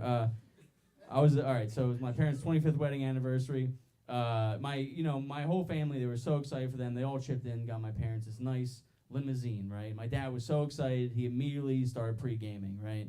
The limousine wasn't showing up for another 4 days. He was just so pumped. He just started getting hammered immediately. And then the day comes, the limo shows up, right? My dad just fucking shit-faced, right? He didn't even know it was limo. He just started walking towards the driver's door like he was gonna drive it. Like, he was hammered, so it was just instinct for him, right? It's force of habit. So then we all cram into the back of the limo, right? And we're all excited. It's, my parents. I'm there. I'm a little kid. All my family members, all their friends and everything. And then before the limo even pulls off, my dad announces to everybody. He goes, "I'm having sex tonight." Yeah. Well, nobody wooed. That's the thing. Nobody cheered except for the limo driver. He was pretty pumped. He was like, "All right." He said, "I'm having sex tonight." And then my mom said, "No, you are not." And I was a little kid. I didn't know what that word meant. But what I did know is at the time, my mom had me and my dad on a strict diet. And I was like, oh, sex must be like a dessert, right? So then I yelled, "Come on, Ma, let me and Dad have sex." Yeah, and then everybody cheered. So that was the... That's cool. You guys still poke? What's going on? How's that working out? How long you guys married? Yeah. Nice. How long you been together for? 2. 2 what? Hours? How does that mean? It's like you met 2 minutes ago in the bathroom? What's going on? 38 years? No, fuck it. Give it up for these guys, huh? 38 years? Yeah. Nice. And you guys didn't tell me the secret. What's the secret? It's a secret. That's a good point. Nobody's ever said that. Yeah, all right, okay. That's actually, I don't have a joke for that. It's just accurate, I think. It's a secret. She's been smiling this whole night, so it's a big secret, I think. All right, thank you. Thank you. I'm here for the next 16 minutes. Thank you. That's awesome, dude. How'd you guys meet? He walked in your front door? Was he wearing a mask? Was he wearing a ski mask? Did he have a gun? Are you okay? Blink twice if you need help. He walked in your front door. It's like, it's crazy. I was driving. He hopped in my back seat. He had the sharp thing he was pointing me with. He just walked in your front door. He came to do work for your parents? This sounds like the beginning of a porno. If I've ever heard it, it's like, "Hey, what's up? I've got a big secret for you. It's in the shape of a hammer. I'm here to do work." He's a carpenter? Carpenter? And they wouldn't pay up, so they gave me her daughter. Oh, damn. You hear that? He said they wouldn't pay up, so they gave me your daughter. Damn, you're a carpenter. You don't have hair like Jesus. You're bald as fuck. What's going on, dude? Was Jesus a carpenter? Yeah, Jesus was a carpenter. Name one thing he built. Name one thing he built? A church, dumbass. I'm just kidding. Fucking idiot. Boo this man right now. I'm just kidding.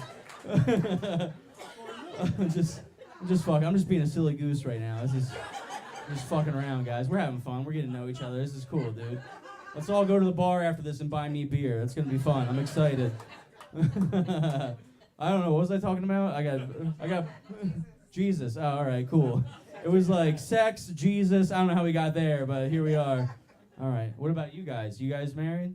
No, I was married 57 years. You were married 57 years? And I didn't break it up. You didn't break it up? You said it like you did. You definitely said it. I wasn't going to ask. You were like, just so his ex-wife is in the room right now. How'd you guys meet? Oh, she passed away. I'm sorry. All right, well, way to ruin the vibe. I'm just kidding. Huh? Oh, okay. Well, how'd you guys meet? One of these get-togethers from a chat group. One of these get-togethers from a chat group? Was it one of those walk in the door, like, just walk in the door chat groups? Just. No, it was on Facebook. It was on Facebook. Oh. Give it up for these guys. They know what the internet is. Isn't that crazy? That's, wow.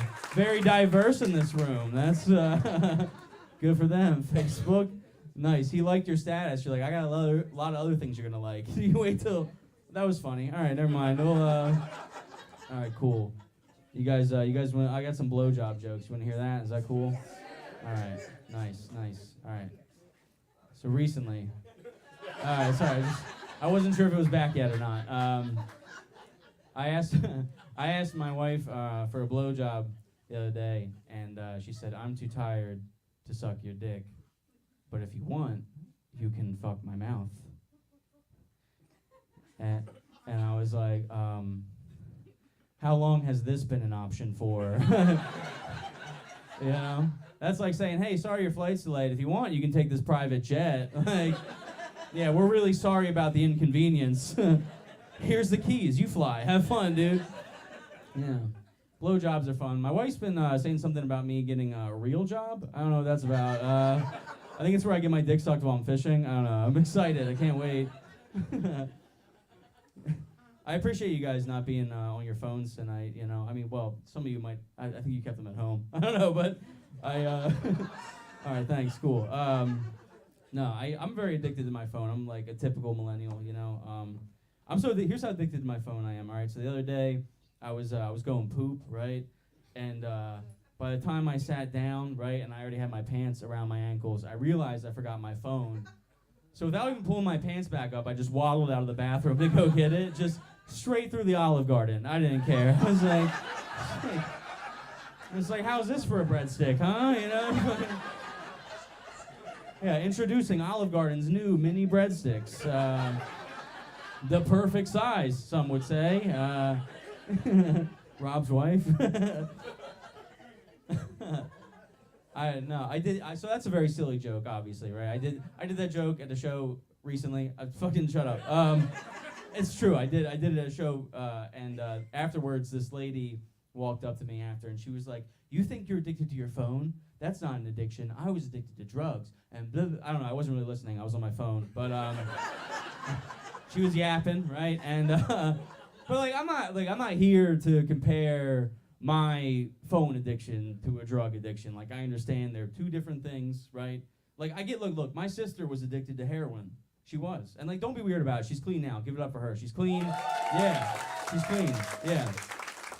No more heroin, just Adderall, weed, mushrooms, and vodka. But, yeah, she does all that. She's clean. I do it. I'm a fucking problem. But I'm fired, you know? I don't get it. I did ask her one time. I was like, so, like, what's heroin feel like? I want to know. And she was like, I'm not telling you. I was like, I'll find out if you don't. She was like, you want to know? Okay, fine. She said, go home, get drunk on tequila, right? Then take a hot bath. That's as close as you're going to get. I was like, you mean to tell me I've been doing heroin every morning and didn't know it? That's... No, that's a joke, obviously, but I did go home, and I was like, all right, I got homework now. I got to figure this out. So I got hammered on tequila. I took a hot bath. But then my wife came home from work. I'm just shit-faced in the tub. She's like, what are you doing? I'm like, heroin. Heroin, kinda, you know? All right, that was a new one. Thank you guys for putting up with that. I appreciate it. All right, well, we're talking about technology and stuff. Yeah, I don't know. I do love my wife. She's a nurse. That's awesome. I'm getting older. You know, I'm getting to that age now where there's a lot of things like I don't know. I'm getting to that age now where it's like it's officially not okay to have friends sleep over. You know, I'm at that age now. Like, it used to be my buddies would come over, they'd get hammered. You know, I'd be like, oh man, you're about to black out. You should probably crash here. You know. Now it's like, oh, hey, man, I know you're about to black out, but my wife has work in the morning. You're going to need to crash your car. I'm sorry. You've actually got safer options out there. I don't know if you know that. Because like I said, my wife's a nurse, dude. I can't have her, like, come downstairs. She wakes up early as fuck to go save lives. She comes downstairs. All my friends are still awake. We're all overdosing on edibles. I'm like, babe, I know you got to save lives. Could you clock in now? Could you start with Tyler? He's blinking weird. I don't know.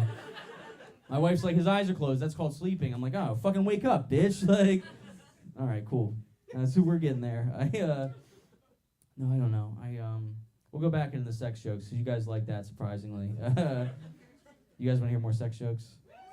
All right, one woo is all I need. That's awesome. That's perfect. 1% of the audience is enough. That's consent. I don't know. I'm just kidding. Another sex joke for you. Me and my wife, she bought a new sex toy recently. I should say we bought a new sex toy. You know, I did a lot of supervising. You know, you have to. I was over her shoulder the whole time, like too big, too big, too big, too black, too big. Fucking short by 1-star rating. Try that. We settled on this toy. It's called the Rose. Okay, a couple fans, I guess. we settled on this toy. It's called the Rose. I don't know why they call it that. It's just a pulsating tongue. That's all it is. It doesn't smell like a rose, you know. Maybe it did, not anymore. Not after I tested it out. I was like, well, I bought it. I don't know. Let's fucking see this. We bought this toy. It's called the Rose, right? She tried it. It worked, you know. It worked a little too well, if you ask me. She tried it out. She was knocked out on the couch 4 minutes later. I was like, fuck. This thing's going to put me out on the street, you know? I panicked. I ran to the bathroom. Now I'm looking at myself in the mirror. I'm trying to mimic the toy. I'm like, blah, blah, blah. I'm trying to, like, teach myself how to vibrate. I'm like, blah, blah, blah. Yeah. And then she woke up from her nap a few days later, and she was like, does this mean that you're going to buy a sex toy now? And I was like, what? No. Like, I understand why she bought it. It makes, like, you know, I'm not exactly killing it, right? It makes sense. But, like, I've never been having sex with her and been like, oh, man, this is awesome. Oh, but it'd be way better if it was cold and plastic. Like, oh, if I was alone and sad right now, this would be awesome. This is exactly how I have sex, by the way. This is full range of motion, speed. You're getting a front view here, brother. It's you two tonight. I'm just kidding. But no, I'm not. I'm not buying a sex toy. Like, guys, we don't even have discrete names for our toys, right? Women, they have the Rose, right? Oh, the Rose. Guys, it's like, oh yeah, flesh tube. It's a fucking tube made of flesh. You fuck it. It's like pocket pussy. It's like, yeah, you think I'm buying a pocket pussy? You're out of your fucking mind, dude. I gotta clean that thing after I come in it. Yeah, you know what I love doing after I bust? Chores. What I am doing is taking out the trash, because that's where it's going. I love my wife. I don't even clean her after I come in her, you know? I just toss her a towel like it's an old jersey, you know? Like we're in a 1979 Coke commercial. It's like, hey kid, catch. Oh wow, thanks Joe Green. Like, I knew you guys would get that reference. Hell yeah. You guys, all right, you liked it a little bit too much. That's awesome, dude. No, but I do stand up, as I got this going for me. I also drive for Uber part-time. I do that. It's pretty interesting. I picked up a blind lady the other day. That was fun, because I got to see how convincing my Indian accent is. Hello, madam. This is Robert. She's like, wow, you smell nice. I'm like, oh, fuck, she's on to me. Shit. Oh, the jig is up. This is... 18 more minutes, and then you can go home. Do you guys like impressions? Yeah, that's cool. I can't do any. No. I do a lot of stand-up in Philly. Anybody from Philly? All right, cool. That's another comedian who I've seen. That's huh? Go Philly? Hell yeah, dude. I get misgendered a lot in that city. That's where I'm going at. I get misgendered. I was walking down the street the other day, and this guy walked up to me, and he was like, hey, just so you know, no matter what, you will always be a man. And I was like, thank you?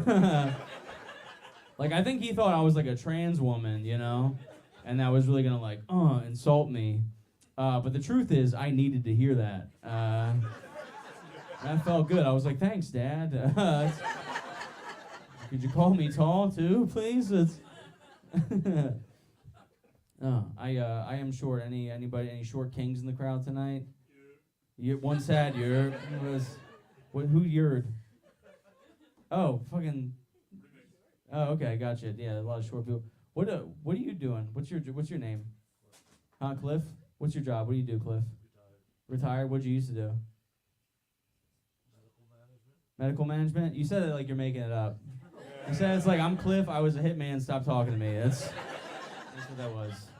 Cliff, medical management, huh? Nice. What was your dream when you were a kid growing up? Be a doctor? All right, show off. Fucking medical management, is that the same thing, or what is that? Oh, okay. Cool. Nice. You know what? Medical management. Okay. I don't like that. Make something else up. How about that? We're gonna start over. This is gonna be all right. This is gonna be a really fun activity. Well, he's gonna do a thing. He's gonna make it up, and I'm gonna. All right, you ready? All right, we're gonna make something up. You ready? All right. Hey, Cliff. What did you used to do for work before you retired? Drug salesman. Drone? What was that? Drug salesman? Oh. That's crazy. I would have guessed like medical management, but that's fun. I don't know. You guys ever do whippets? Is that like a weird? You guys make some noise if you know what whippets are. Oh, okay. All right, nice. You guys have lived through the '80s. I forgot. Nice. That's sick, dude.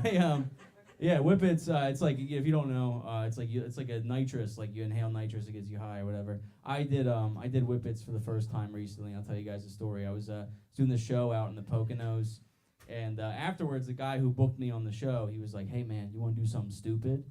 And I was like, "Yeah." He was like, "All right, meet me in my hotel room in 15 minutes." And I was like, "Uh-oh, this guy wants to fuck me, right?" So then I went up to his hotel room. I was like, you know, trying to prepare myself. What I'm gonna say, just like I'm like at his door. I'm knocking. I'm like, okay, just say thank you, but no thank you. Like, you're flattered, but you're married. You know, don't be like you don't be rude. Maybe give him a quick one of those and then go home. Like, you know. But then he so then the door opens, right, and I see the guy, and he's standing there with a big dentist office nitrous tank. And he goes, "You want to do whippets?" He's just filling up balloons, just huffing them. I'm like, "Oh, thank God. I thought you wanted to fuck me." And he was like, "Ew." And I was like, "All right, well, don't be a dick about it. Like, don't make it seem like it's not possible. I will fuck you to prove I can, right?" And then we did whippets, and that's the end of that joke. I'm still working on an end of that. I did so many whippets I forgot. So that's all you do. You just delete memories. I'm like, I don't need prom. That's all that is. What was that? I'm still one man. A man? I'm still a man. Thank you. I needed that. That's awesome. He's like, let's give this lesbian some encouragement, dude. Fucking. That's cool. You guys smoke weed? Yeah. All right. 4 people. Awesome. You guys remember when it was like super illegal and shit? I miss those days, man. Now it was more exciting back then. Like now it's like I don't know. Like I remember like when I was in high school, I used to get pulled over with weed. It was like the end of the world, right? I'd be like, "Oh fuck, my life is over. Here, quick, hide this in your butt. Hide it. Come on, Grandma, just do it. Stop being weird. Just fucking. You said Grandpa wanted it. This is your fault. Do it." I don't know where I'm at on time. I think am I out of here? Yeah? All right, I'm out of here, guys. Thank you. I appreciate you. I'm Rob Stant. Have a good night. Rob Stant. Woo! And psychically, because I felt it from a few of you. Okay. Can we keep it going for all of our performers tonight? You have had... Everybody, come on up for a picture. Come on up. Everybody, come on up. You guys paid $10 for a ticket. You got like $11 worth of comedy. Okay, I can't run the math beyond that, but everybody, come on up. Joel Perlis is going to direct us for this photo, which is always funnier than my monologue, to be sure. Joel, go ahead, man. Watch how this goes. What do you want to make? Right there, on the end. On the end. Everybody, or in the bathroom.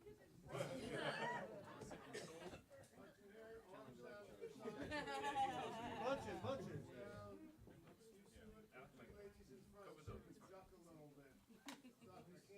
You have to go with the tall one. Start with your hat on. Up a little bit. Your hat up a little bit. Watch in here. Give me a smile. And again. Good. And again.